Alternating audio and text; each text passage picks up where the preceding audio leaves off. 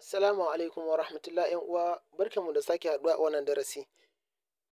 Ga waɗansu misalai akan damirai guda biyar da muke kai. Za mu yi amfani da kalman ƙara'a. Ƙara'a ya karanta, yaqra'u yana karantawa. To za mu ce ƙara'a kitaban ya karanta wani littafi. Amma in ka ce ƙara'al kitaba ya karanta littafi, shi ne bambancin alif da lam da ya zo. To sai mu ce قرأ كتابا،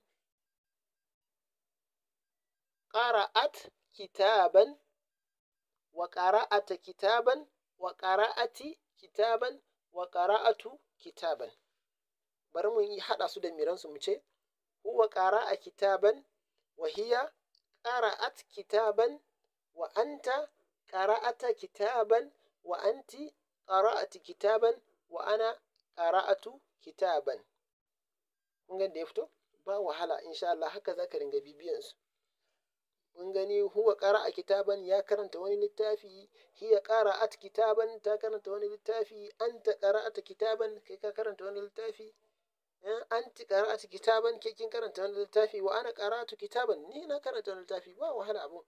Allah ya taimake mu, su haɗu a darasi na gaba. Insha Allah darasin yayi nisa za mu ringa kawo muku larabcin muna faɗaɗawa. A farkon lokaci ka fahimce shi tukunna ɗan uwa, saboda akwai su ƙasa'id, kalmomi manya-manya, vocabulary da sauransu wanda zai taimaka. Wannan insha Allah a darasi na gaba ne, in darasi yayi nisa za mu ambace su duka.